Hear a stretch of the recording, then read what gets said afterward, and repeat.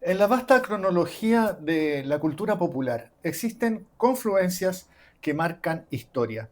Una de ellas ocurrió a comienzos de 1971 en la mansión de Haddon Hall, en la que un siempre buscando su identidad, un joven David Bowie residía y recibe la visita de un legendario músico, nada menos que Rick Wakeman. Hoy día, para conversar de esta confluencia de dos genios, me encuentro nuevamente con mi hijo Julián. Muchas gracias, Julián, por estar acá. Muchas gracias por Digo invitarme. nuevamente porque ya tuvimos la oportunidad de conversar nosotros dos antiguamente en este mismo canal de YouTube, donde exploramos con mucha profundidad la vida y obra de David Bowie. Así que si no han visto todavía ese video, al final de este les vamos a dejar una ventana con el enlace para que puedan verlo. ¿Cómo estás, Julián? Muy bien, muchas gracias. Bueno, partamos de inmediato. ¿Cómo fueron los primeros dos álbumes de Bowie y cuál fue el rol que hizo Tony Visconti en esa época? Bueno, el rol que jugó Tony Visconti fue que él, bueno, en realidad produjo el primer álbum y además se encargó de dirigir, por así decirlo, también producir el material original que estaba destinado para ese álbum. Que no es que el material esté destinado al tiro para ese álbum, sino que estaba antes, en una obra que se llamó Love You Till Tuesday, que como te digo también produjo Tony Visconti, creo que fue una de las primeras colaboraciones que tuvo con Bowie. Que ese Y fue un single. fue como una especie de obra compuesta de varias canciones Ya, con sus respectivos videos promocionales ya. y actuaciones teatrales sueltas de O Bowie. sea, una suite. Claro, era una cosa bastante extraña, televisada y que la verdad a veces, si uno se lo pone a pensar en ese tiempo, igual hubiera dado un poco de miedo verlo en la tele porque era Bowie vestido de mimo, caminando así, así con la mano así. Entonces, pucha, igual como que es medio turbio. Pero bueno, la verdad es que fue un buen trabajo, artísticamente hablando. Y ese mismo material musical lo publicaron como un álbum después, junto con otras canciones, excepto una, que ya estaba grabada para Little Tuesday, que era Space Oddity, una versión muy temprana de Space Oddity. Y bueno, en el mismo Visconti le dijo a Bowie que la mejoraron un poco más antes de Ya. publicarla. Y es ahí donde aparece la idea de usar Mellotron. Claro, porque cuando es Bowie quien está mejorando esto, tiene una especie de incertidumbre, o sea, una especie de encrucijada en su mente, de, pucha, ya no puedo apoyarme de lo visual, ya no puedo ya no puedo transmitir la sensación de flotar estando yo actuando como que floto. ¿Cómo lo hago? Ya, porque en el trabajo, en el demo, por así decirlo, de Space Oddity, que tú, como tú acabas de explicar, es una obra audiovisual, hay una actuación en la que él simula estar flotando en gravedad cero Ujú. con efectos prácticos similares a los que Kubrick usó, por ejemplo, en 2001, ¿verdad? Para simular la gravedad cero. Pero ahora él quería transmitir ese ambiente espacial únicamente con la música. Claro, Y es ahí donde aparece este instrumento que la mayoría de la gente tal vez no lo conozca.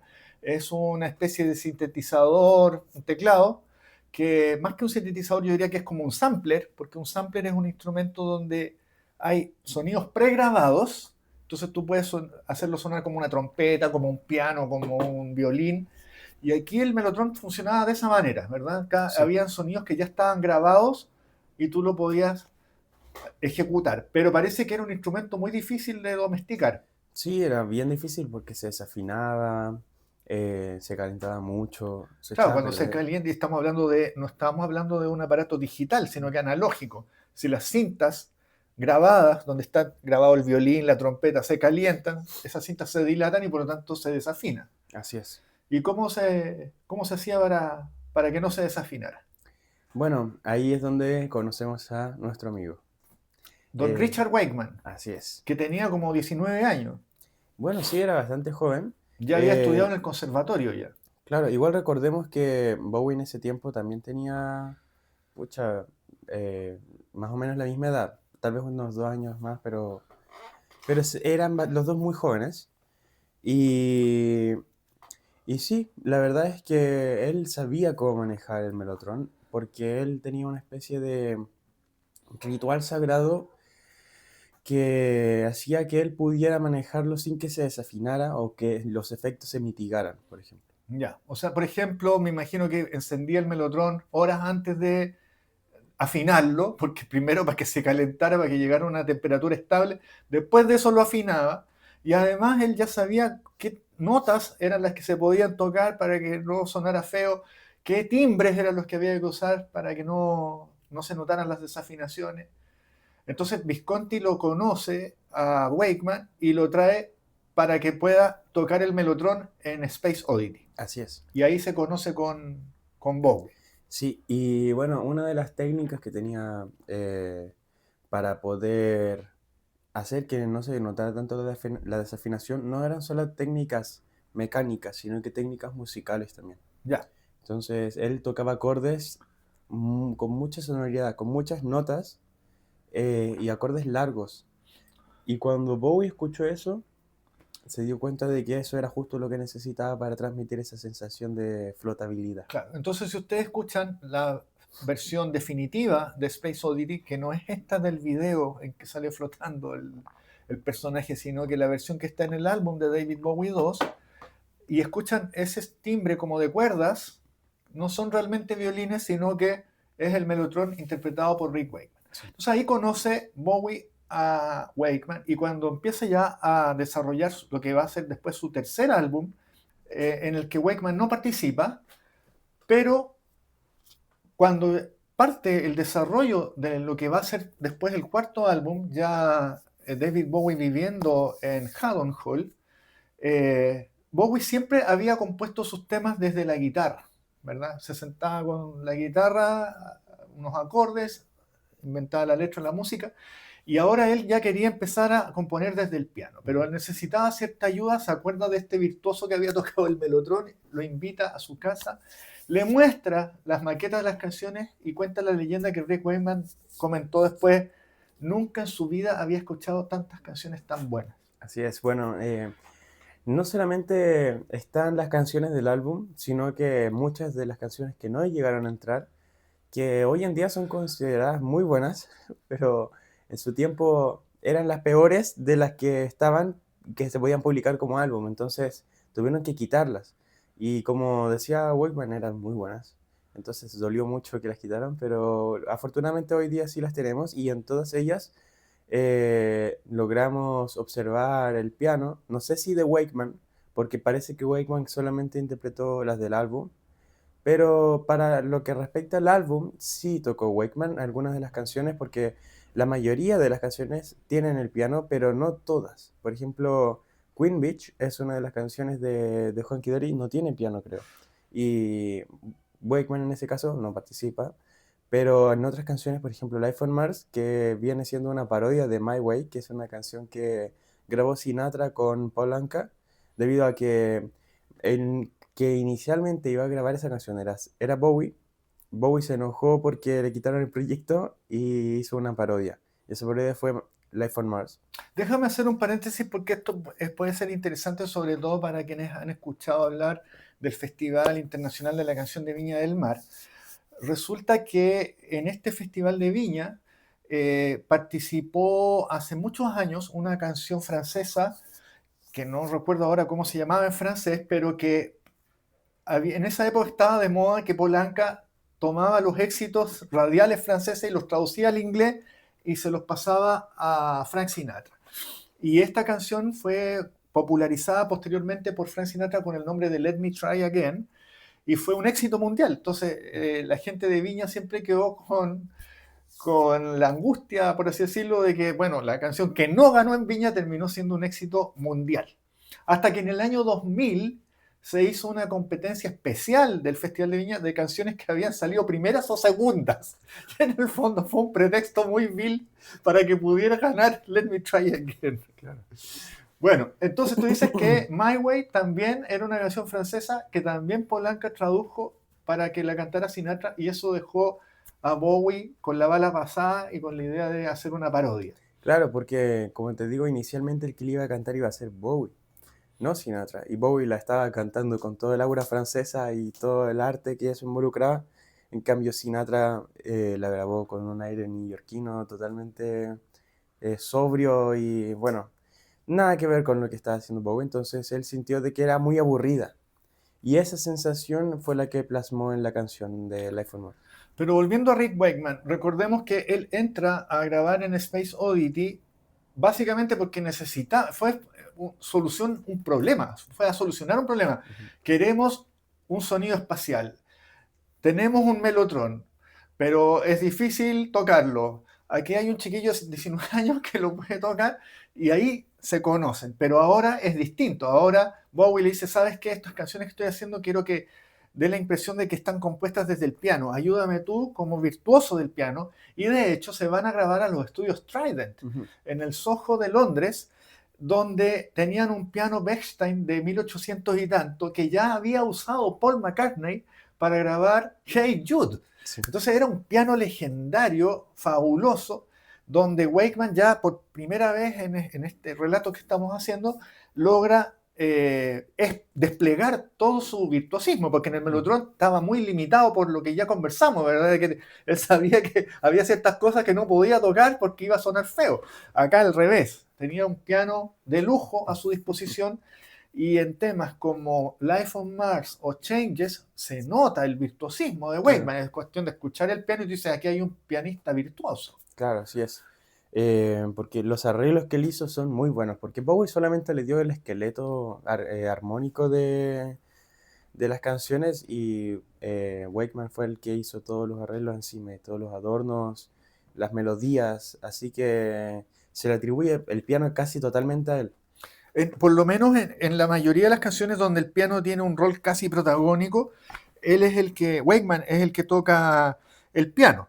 Tenemos, por ejemplo, Quicksand también. ¿Qué Ujú. nos puedes contar del piano en Quicksand? Bueno, el piano en Quicksand aporta una gran atmósfera porque Quicksand en realidad se está basada de los sentimientos que sentía Bowie cuando fue a Estados Unidos en general, porque él sentía que se estaba ahogando en la arena movediza de sus Eso pensamientos. significa Quicksand, Claro, arena movediza. claro. Y de hecho lo dice literalmente, I'm thinking that I'm sinking in the quicksand of my thoughts. Pienso que me estoy hundiendo en las arenas movedizas de mis pensamientos. Sí.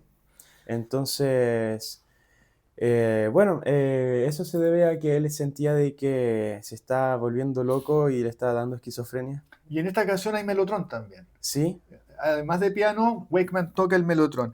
Feel Your Heart.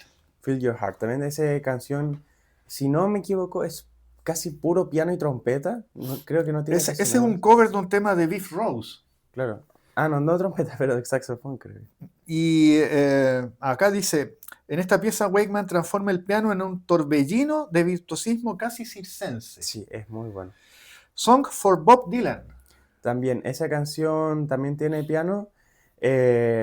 Y si es que se le presta atención, uno puede darse cuenta de detalles que no escucha cuando normalmente escucha la canción. Así que es muy bueno escuchar esa canción también. Y la última canción en la que también participa activamente Rick Wakeman es Oh You Pretty Things. Sí.